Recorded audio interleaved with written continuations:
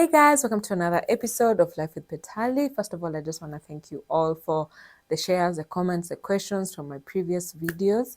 It means so much to have to interact with you guys on this space. I absolutely love each one of you, okay? And while we are at that, if you're new to my channel, you probably want to hit that subscribe button down below, okay? That would mean so much to you and to me, okay? Thank you. So in today's video, I'll be sharing with you guys one visa interview experience. I am in the US currently pursuing my master's. So yeah, let's get into today's video. So first of all, when I first did my application for my visa, the earliest date I got for my interview was like 2024. Let's take a moment and just laugh at that because my program was starting in fall, that's around August, September. And now that's the fall of 2023. And the first date I got was like in 2024. That's like, was not gonna happen. Was not. So I really started panicking because I got a very later date. Anyway, so we got communication from the embassy that they would open up some dates in 2023 for students, especially. So we had to keep checking. And then finally, we got a date that was closer to my intended travel time. So I booked an interview and I was absolutely nervous.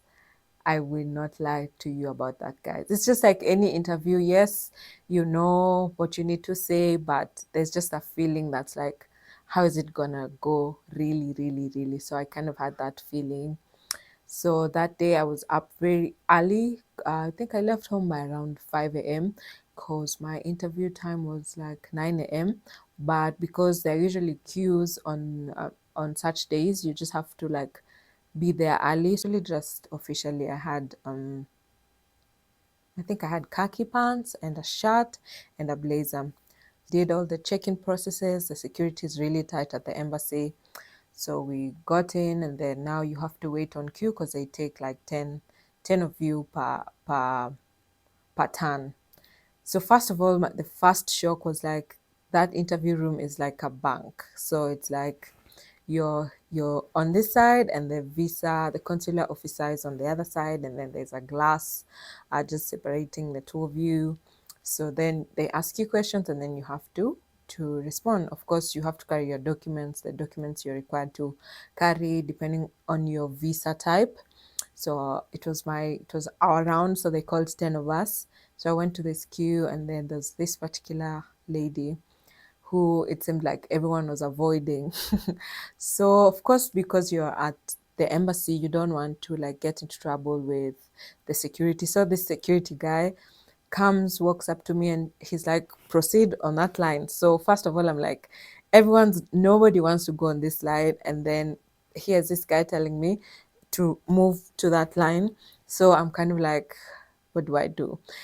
But I was just like, you know what? I just have to be confident. I know why I'm here, blah, blah, blah. So I just moved to that line. So she finished with the other lady, and she finished with the interview that was just before my interview, and then I was called up. And then before we finished that part, where we were seated as we were waiting to be called in, it was like an open space. So you kind of see people walking out. People were crying.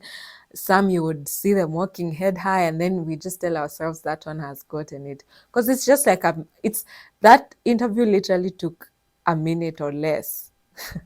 So you actually get your responses immediately. You know whether you are going to get the visa or not right there. So usually for Kenya, I know for our country, there's a blue slip, which means you're probably going to get that visa. You're going to get it. But like I told you guys, the US Embassy can revoke your visa at any point. So until you get the document, you might want to hold it a little. So then there's the pink paper just means like you are denied a visa. Yeah, so that's as far as we go for that part. So you kind of see people working out. You get a bit, you get a bit nervous when you see people working out crying, and then you're just like, what? So finally it was our turn. Now I'm standing there. She starts to ask her questions. It was just like pop, pop. question after question while she was typing. And then she asked me about if I had paid my service fee. So she asked me a couple of questions regarding my stay in the US, what I'm going to study, why I'm going to the US, who's going to fund my stay in the US, if I intend to come back to my home country, such kind of questions. So again, like I keep telling you guys, you just have to really be honest and confident as you answer these questions. Again, I can't tell you that these are the same exact questions they ask anyone. I mean, depending on your application and your details and everything, those questions can vary. But most common questions are like, why are you going to the US? Do you intend to come back? Who's going to fund? Those are like the most common, but you shouldn't like prepare for an interview with like a crammed something, like you've crammed your answers, because it's like a conversation.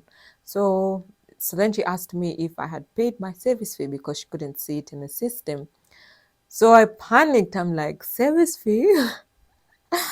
So this is what happened. I actually thought I had paid my service fee, but it was the visa fee. But at that point, I thought I had paid the service. So she handed me a yellow slip, and then she was like, you go. Yeah, you need to confirm with the school, let them follow up on your service and make sure it reflects in the school. Oh, I was just like, oh, what is this now? You know, the way you wake up in a day, you're so confident, you're like, okay, let's do this. I'm so confident, I've prepared, I've done what I need to do. I'm so certain about how this is gonna go. And then you're handed something that you've not.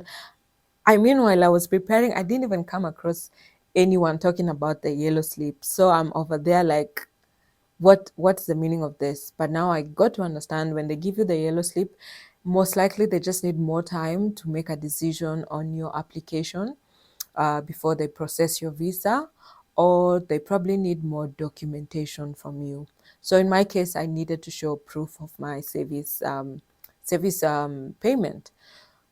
And this was a very tricky situation, because sometimes it takes the embassy like 90 days to respond whether you're eligible for a visa or not, depending on your case. Again, I keep saying all of these things are very dependent on individuals. None of these things are like, this is the standard of how the process is going to be like. So yeah, so she gave me the yellow slip, immediately called my family. I'm like, guys, this is what. And also another thing that helped me, I didn't tell so many people I was going for my interview on that day. So it kind of helped to keep me less anxious.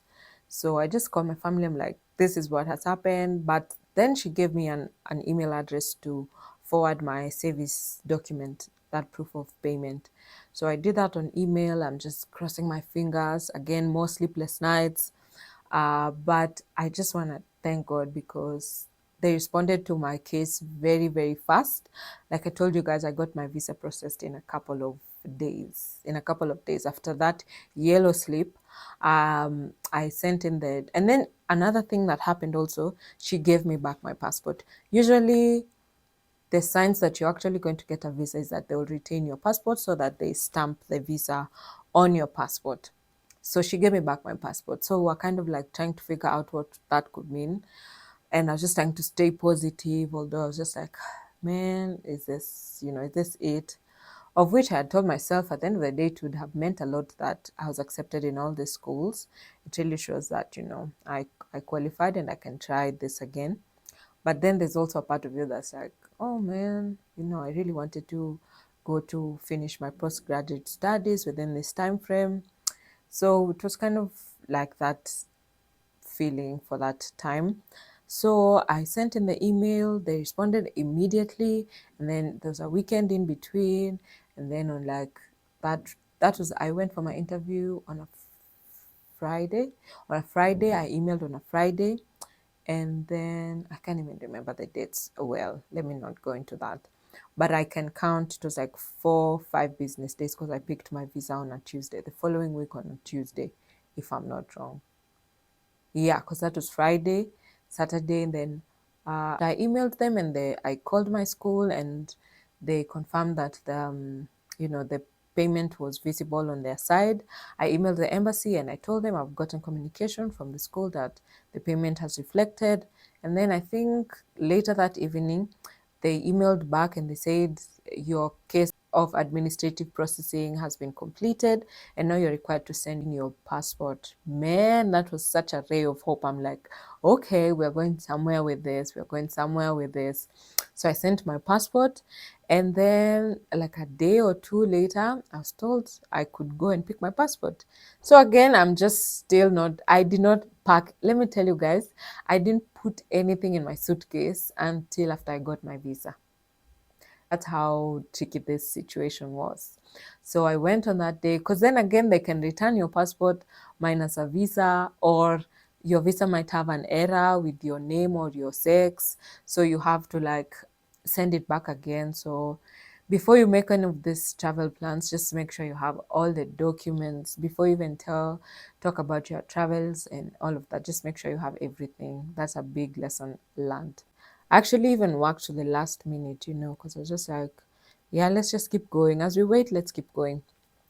So fast forward, I go on that day and I pick from where I was supposed to pick my documents, and I open and I see my visa there. Oh my goodness. Ah, I almost just shed tears of like, is this, wait, what is this really happening? Am I finally going to be able to like do my postgraduate studies?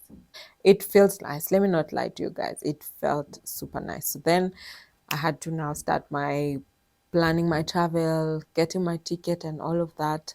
And I thank God that everything went well. And I managed to travel. As an F1 student, you need to always have your I-20 and your passport ready at hand all the way until you through your port of entry. And even when you leave the country, you always need to have your I-20 and your passport with you. So that was my F1 visa experience. It was a lot of emotions in between, but I thank God that I had the support of my family and my friends through this whole process. And I hope this video was helpful to you if you're preparing for your F1 interview, or if you're planning to travel to the US as a student. I pray that it goes well for you, and I hope that this video actually helped you prepare. Thank you guys. I'll see you in the next one.